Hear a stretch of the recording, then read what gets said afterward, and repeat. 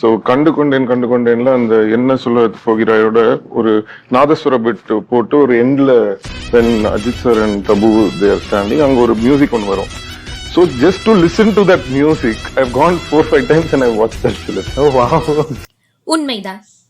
இந்த இசைக்கு மயங்காத ஆள் இல்லை. சிம்பு மட்டும் இல்ல, கேட்கிற அனைவரையும் லயிக்க வைக்கிற ஒரு அற்புதம் நிகழ்த்துற வாத்தியம் தான் இந்த நாதஸ்வரம். உங்களுக்காக ஒரு 2 நொடி இந்த கல்யாண வாத்தியத்தை கேளுங்க.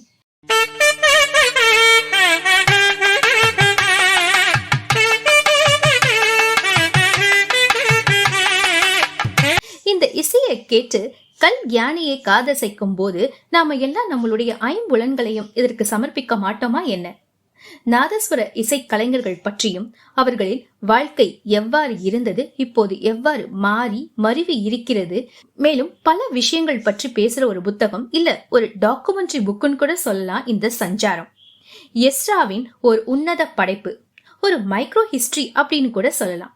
இந்த புத்தகத்துல இவர் எப்படி இவ்வளவு ஆத்மாத்மமான எழுத்துக்களை எழுதி ஒவ்வொரு பக்கத்தையும் வாசிக்கும் போது அந்த இடத்துக்கே போய் பார்த்துட்டு வர மாதிரி எப்படி நம்மள தோண வச்சிருக்காரு அப்படிங்கிற விஷயம் நிஜமாவே ஒரு பிரமிப்பை ஏற்படுத்துச்சு அப்படின்னு தான் சொல்லணும். கதையை பாக்குறோம் அப்படின்னா மூதூர் அப்படிங்கிற ஒரு ஊர்ல தொடங்குது.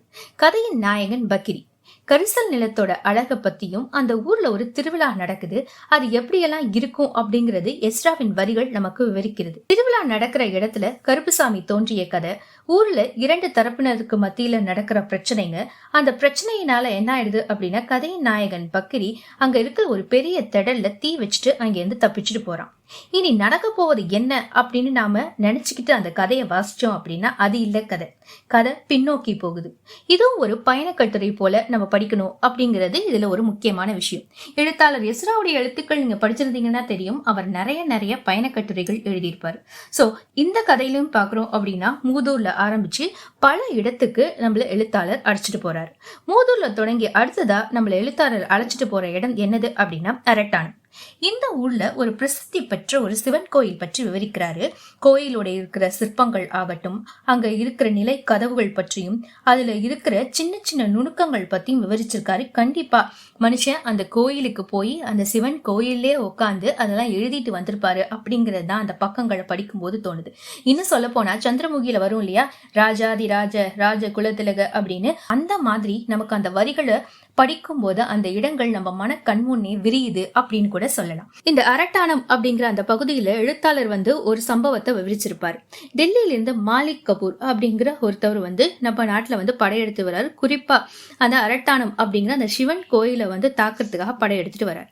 அப்போ அங்க இருக்கிற எல்லாருமே அவங்களுடைய வீடுகள்ல போய் தஞ்சம் அடைகிறாங்க. ஆனா லட்சையா அப்படிங்கிற ஒரு நாதஸ்வர வித்வான் மட்டும் என்ன சொல்லிடுறாரு அப்படின்னா, நான் இந்த கோவிலை விட்டு வரமாட்டேன், என்னோட உயிரே போனாலும் நான் இங்கதான் இருப்பேன் அப்படின்னு உள்ள பூட்டிக்கிட்டு அவர் இருக்காரு. மாலிக் கபூர் அவருடைய ஆட்களை விட்டு அந்த கோயிலுடைய கதவுகளை இடிக்க சொல்றாரு. அவங்களும் இடிக்க ஆரம்பிக்கிறாங்க. ஆனா இடிக்க ஆரம்பிக்கும் போது உள்ள இருந்து ஒரு ரம்மியமான ஒரு இசை வெளிப்படுது. மாலிக் கபூர் மட்டும் இல்ல, அங்க இருக்கிற யாருமே இந்த மாதிரி ஒரு இனிமையான ஒரு இசையை இதுக்கு முன்னாடி கேட்டதே இல்லை. அந்த இசை அவர் வாசிக்க மாலிக் கபூருடைய மனநிலையும் மாறுது. இது என்ன மாதிரி ஒரு வாத்தியம், இதை யார் வாசிக்கிறா, இதை தெரிஞ்சுக்கிட்டே ஆகணும் அப்படிங்கிற அந்த ஆர்வம் மாலிக் கபூருக்கு அதிகமாகுது. சோ அந்த கதவை உடச்சுக்கிட்டு உள்ள போனா லட்சையா உள்ள யார் வந்திருக்கா அப்படிங்கிறது கூட தெரியாம தன்னையே மெய் மறந்து அந்த நாயனத்தை வாசிச்சுட்டு இருக்கிறார். அப்போ மாலிக் கபூர் கேட்கிறாரு, இங்க யார் இருக்காங்கன்னு சொல்லிட்டு நீங்க இதை வாசிச்சுட்டு இருக்கீங்க அப்படின்னு கேட்கும்போது, கடவுள் நான் வாசிக்கிறதை கேட்கிறாங்க அப்படிங்கிறாங்க. ஆமா, இந்த நாதஸ்வரம் நிஜமாவே ஒரு கடவுளுக்கான ஒரு வாத்தியம் தான் அப்படின்னு சொல்லணும். கடவுள் கேட்கிறாரா, இதை எப்படி நான் நம்புறது அப்படின்னு சொல்லுங்க அப்படின்னு கேட்கிறாரு. அப்போ அவர் சொல்றாரு, லட்சையா இங்க இருக்கிற கல்தூண்ல இருக்கிற யானைகளே அதை கேட்டு காதசைக்கும் போது கடவுள் கேட்க மாட்டாரா அப்படிங்கிறாங்க. அதுல கோவப்பட்ட மாலிக் கபூர், ஒரு யானையுடைய ஒரு காதை உடைச்சு இந்த காதலியா கேக்குதுன்னு சொல்றீங்க அப்படிங்கிறாரு. ஆமா கேக்குது அப்படின்னு அவரு ரொம்ப ஆணித்தனமா சொல்றாரு. அதை கேட்ட மாலிக் கபூர், சரி நான் இப்ப பாக்குறேன், இப்போ நீங்க வாசிங்க, இப்போ நீங்க வாசிச்சதை கேட்டு இந்த யானையோட காதுகள் ஆடிச்சு அப்படின்னு சொன்னா நான் உங்களை உயிரோட விட்டுறேன் அப்படிங்கிறாரு. சரி நான் வாசிக்கிறேன் அப்படின்னு நாதஸ்வரத்தை எடுத்து தன்னுடைய வாயில வச்சு வாசிக்க ஆரம்பிக்கிறாரு. அப்ப மாலிக் கபூருடைய உலகமே தலைகீழா மாறுது. அந்த நாதஸ்வரத்திலேருந்து வர்ற அந்த இசை மாலிக் கபூரை ஏதோ ஒண்ணு பண்ணுது.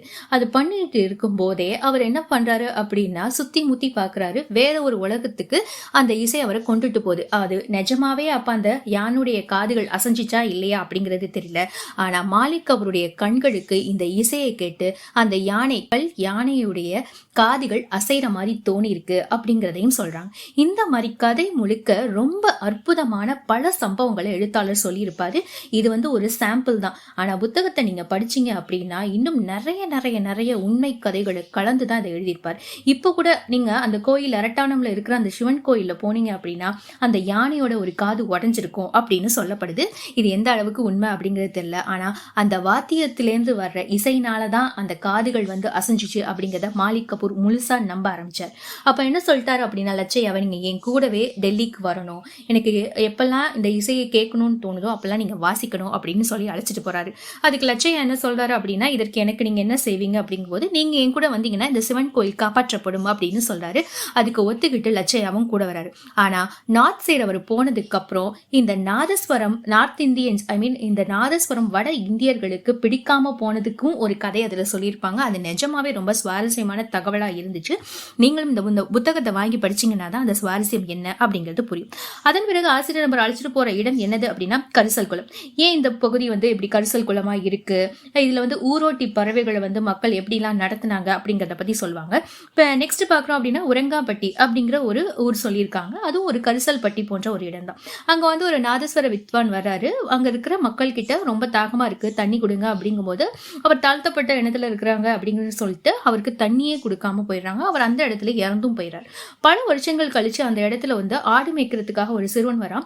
அவன் கையில அந்த நாதஸ்வரம் கிடைக்குது. அந்த நாதஸ்வரத்தை எப்படி யூஸ் பண்றது அப்படின்னு கூட அவனுக்கு தெரியல. இருந்தாலும் அவன் கொஞ்சம் கொஞ்சமா கத்துக்கிட்டு வாசிக்க ஆரம்பிக்கிறான். அவன் வாசிக்க ஆரம்பிச்ச உடனே மேகங்கள் திரண்டு பெரும் மழை பொழியுது. இதை பார்த்து அந்த மக்கள் என்ன சொல்றாங்க அப்படின்னா, இந்த நாயனத்தை எடுத்துட்டு தானே ஒருத்தவர் வந்தாரு, இவருக்கு தானே நம்ம தண்ணி கொடுக்காம அவர் இந்த இடத்துல இறந்து போனாரு, ஆனா இந்த நாயனத்தை வாசிச்சா மலையே கொட்டுதே, இது தெரியாம இருக்கிறோம் அப்படின்னு சொல்லிட்டு அந்த விஷயத்தையும் நினைவு கூறுறாரு எழுத்தாளர். இது போக பாக்குறோம் அப்படின்னா அடுத்ததா ஓதியூர் அப்படிங்கிற ஒரு இடத்துக்கு கதை பயணப்படுது. அங்க கண்ணுசாமி நாயனார் பத்தி சொல்றாங்க. கண்ணுசாமி நாயனார் இருக்கிறதுலயே ஒரு பணக்காரரா இருந்தாரோ, அந்த ஊர்லயே ரொம்ப பணக்காரர்னா இந்த நாதஸ்வரம் வாசிக்கிறவரா தான் இருந்திருக்காரு. வெளிநாட்டுல போய் கச்சேரி பண்றதாகட்டும், மாடி வீடு கட்டுறதாகட்டும். மேலும் கண்ணைய நாயனார் பத்தி சொல்லும் போது அந்த புத்தகத்துல என்ன சொல்லியிருப்பாங்க அப்படின்னா, ஒரு பெரிய ஜமீன் வீட்டுல ஒரு கல்யாணம் நடக்கும்போது இங்க நீங்க வாசிக்கணும் அப்படின்னு கேக்குறாங்க. கண்ணுசாமி நாயனார் வாசிக்க முடியாது அப்படின்னு சொல்லி அவர் கூட வேலை செய்யற ஒருத்தவருடைய மகளோட திருமணத்துக்கு போய் தான் நான் வாசிப்பேன் அப்படின்னு சொல்லி போறதுனால அவரை ஊரை விட்டு தள்ளி வச்சிடறாங்க. பிறகு ஊரை விட்டு தள்ளி வச்சாலும் பரவாயில்ல அப்படின்னு ஒரு செருப்பு தைக்கிற தொழிலாளிக்கு அவர் என்ன சொல்றாரு அப்படின்னா அந்த நாதஸ்வரம் கத்து கொடுக்குறாரு. பிறகு அவருமே அவருக்கு ஈக்குவலா வாசிக்க ஆரம்பிக்கிறார். ஆனாலும் அந்த மக்கள் அவரை கோயில்ல பாடுறதுக்கு அனுமதிக்கல. இருந்தாலும் பரவாயில்ல. இந்த விஷயங்கள்லாம் எப்ப நடக்குது அப்படின்னா பிரிட்டிஷ் ஆட்சி காலத்துல நடக்கிறது மாதிரி சொல்றாங்க. நீங்க ஒத்துக்கலைன்னா என்ன, ஆங்கிலேய கலெக்டர் இருக்கார் இல்லையா, அவரோட பர்மிஷன் வாங்கிட்டு நான் இவனை கோயில்ல பாட வைக்கிறேன் அப்படின்னு சொல்லி அந்த செருப்பு தைக்கிற தொழிலாளியும் இவரும் சரி சமமா போய் கோயில்ல நின்று பாடும்போது யாரு நல்லா பாடுறாங்க அப்படின்னு சொல்ல முடியாத அளவுக்கு 2 பேருமே சரிசமமா பாடினதாகவும் ஒரு கதை சொல்லியிருப்பாங்க. இது இல்லாம இந்த கதையில பாக்குறோம் அப்படின்னா கதையின் நாயகன் பக்ரி எப்படி பாடம் கத்துக்கிட்டான் அப்படிங்கறத சொல்லுவாங்க. அவன் பாடம் கத்துக்கிட்ட இடத்துல அவன் பட்ட கஷ்டங்கள். அடுத்தது அவங்க அப்பா என்ன சொல்றாரு அப்படின்னா, நீ இனிமே இங்க கத்துக்க வேணாம், நம்ம ராகவையா அவர்கிட்ட போய் கத்துக்கலாம் அப்படின்னு அவன் அழைச்சிட்டு போறதாகட்டும். அடுத்து தெக்கரை சுவாமிநாதன் ஐயர், அந்த தெக்கரையில இருக்க சுவாமிநாதன் அப்படிங்கிறவர் பாக்குறோம் அப்படின்னா இலவசமா நாதஸ்வரம் சொல்லி தராங்க. இவன் கொஞ்சம் நல்ல பெரிய பிள்ளை ஆனதுக்கு அப்புறம் இலவசமா கத்துத்தர அவங்கள்ட்ட போய் சேர்த்து விடுறாரு அப்படின்னு பக்கிரி எப்படியெல்லாம் நாதஸ்வரம் கத்துக்கிட்டான் அப்படிங்கிற மாதிரி சொல்லுவாங்க. அவன் கத்துக்கிட்ட இடத்துல ஒரு வெளிநாட்டவர் கத்துக்கிட்டாரு. அவர் போட்டோகிராஃபிக்காக அந்த ஊருக்கு வராரு. இவங்க வாசிக்கிற அந்த விஷயத்தை கேட்டுட்டு இந்த விஷயத்த நம்மளும் கத்துக்கணும் அப்படின்னா அங்கே 4-5 வருஷத்துக்கு மேல இருந்து கத்துக்கிட்டு பிறகு அவங்களுடைய கிளை கதைகள் மாதிரி ஒரு சில இது வரும். அதுவும் நல்லா இருக்கும். அடுத்தபடியா இந்த நாதஸ்வர வித்வான்கள்லாம் வெளிநாடுகள்ல போய் எவ்வளவு கஷ்டப்படுறாங்க. அங்க இருக்கிற குளிர்லாம் இவங்களுக்கு ஒத்துக்காது. ஏன்னா இவங்களுடைய ட்ரெஸ்ஸிங்ஸ் எல்லாம் வேற மாதிரி இருக்கும். அங்க அவங்க போய் பட்ட கஷ்டங்கள் என்ன. இது மட்டும் இல்லாம இன்னும் பல ஊர்கள்ல இவங்களுடைய பயணம் தொடருது. கதை முழுக்க முழுக்க எப்படி வரும் அப்படின்னா, இவங்க படுற கஷ்டங்கள், இவங்க குடும்பங்கள் அன்னன்னைக்கு இவங்க கொண்டு கொடுத்தாதான் காசு அப்படிங்கிற மாதிரி இருக்கிற ஒரு கஷ்டமான சூழ்நிலையில அவங்க வாழ்ந்து வர்றதாகட்டும். ஒரு சிலர் கச்சேரியெல்லாம் பண்ணி முடிச்சதுக்கு அப்புறமும் கூட காசு தர முடியாது, நீங்க வந்து சரியா வாசிக்கல அப்படின்னு காசை கொடுக்காம அவங்கள அலக்களிக்கிறதாகட்டும் அப்படின்னு சொல்லி இவங்களுடைய வாழ்வியலை ரொம்ப ரொம்ப ஆத்மார்த்தமா சொல்லியிருக்காரு எழுத்தாளர் அப்படின்னு தான் சொல்லணும்.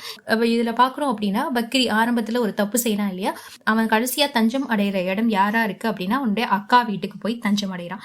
சோ அங்க இருந்து அவனை வந்து போலீஸ் வந்து பிடிச்சுதான் அவன் செஞ்ச காரியத்துக்கு இல்ல என்ன ஆனிச்சு அப்படிங்கறதா மீதம் இருக்கிற கதை. இந்த சஞ்சாரம் புத்தகம் பார்க்குறோம் அப்படின்னா எஸ் ராமகிருஷ்ணன் எழுதியிருந்தார் இல்லையா, இவர் இந்த புத்தகம் எழுதினதுக்காக 2018ஆம் ஆண்டு சாகித்ய அகாடமி விருது இவருக்கு கொடுக்கப்பட்டிருக்கு. இந்த புத்தகத்தின் விலை வந்து 360 ரூபாய். எல்லா கடைகள்லையும் இது கிடைக்கும். கட்டாயம் வாசிக்க வேண்டிய ஒரு மினி ஹிஸ்டரி இல்ல டாக்குமெண்ட்ரி இல்ல நம்மளுடைய வரலாறு அப்படின்னு கூட சொல்லலாம் இந்த புத்தகத்தை. ஸோ டைம் கிடைக்கும் போது எல்லாரும் இந்த புத்தகத்தை வாங்கி வாசிங்க. தேங்க்யூ.